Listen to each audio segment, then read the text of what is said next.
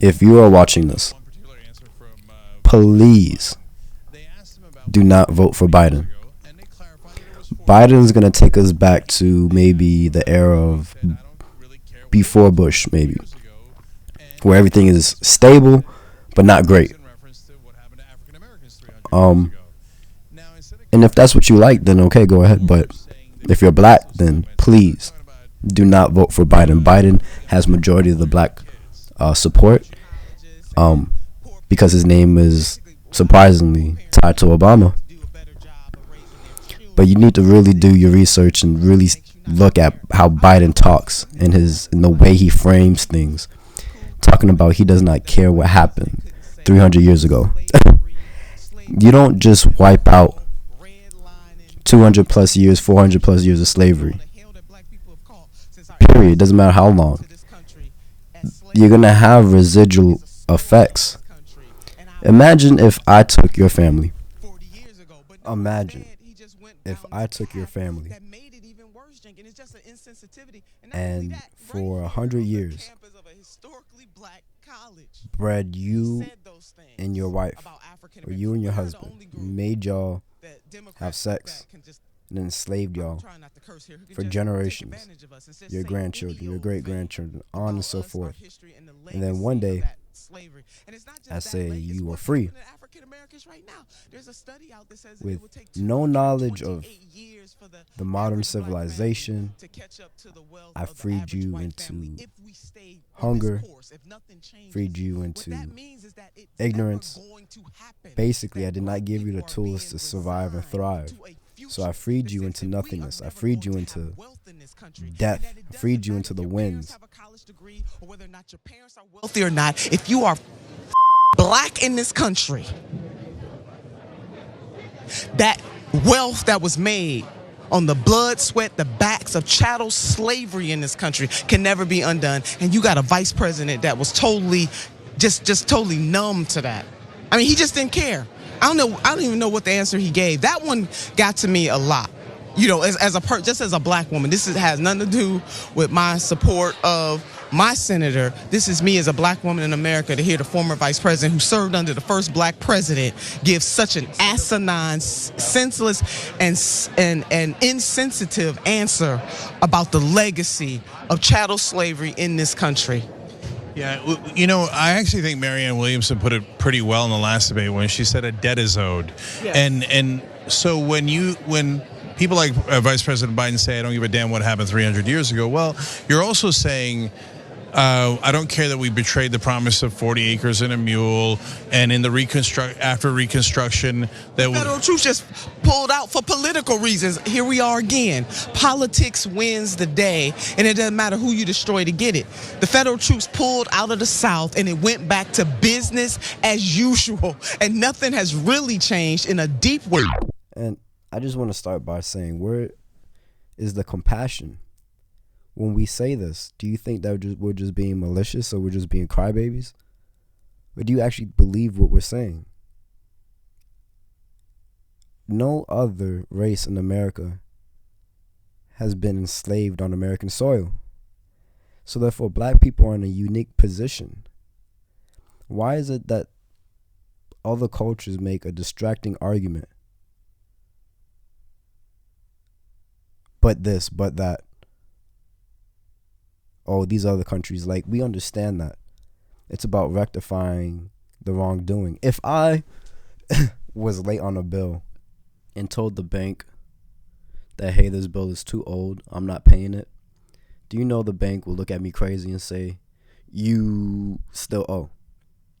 So why is it okay for the government, states, to say, hey, reparations is too long ago? In this country since then. You look at all the maternal death rates of black women infant mortality rates of black children, the disproportionality of poverty in black communities, high blood, health outcomes, you name it, we have it. And so again, to have the vice president just to flat out not give a damn about it, because that's pretty much what he said 40 years ago, and he doubled down on it again today. Everybody should be concerned about that, and especially the black community, to allow anybody to take us just flat out for granted like that. Not even say, you know what, I was wrong about that. So, Senator Turner, one last question. The original sin, Jink, of this country, besides stealing the land from our indigenous sisters and brothers, generation after generation. If you were a black mother, to know that you would birth a black baby into the world and that baby would be a slave because of your condition, generation after generation. And we didn't even have to go that far back. Again, look at what's happening. Highest rates of incarceration of black men. More black men being gunned down, unarmed black men being gunned down by police, a system that sees black people as somehow less human and less worthy than anybody else. And you got a vice president, the first black president at a historically black college, say what he said tonight. It's a damn shame.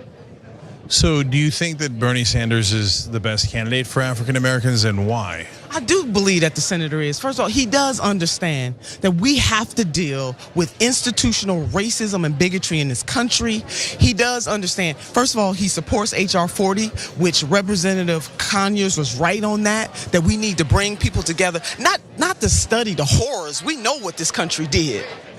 But what is the best path forward to repair, to have truth and reconciliation? The senator and I were just talking about that just yesterday.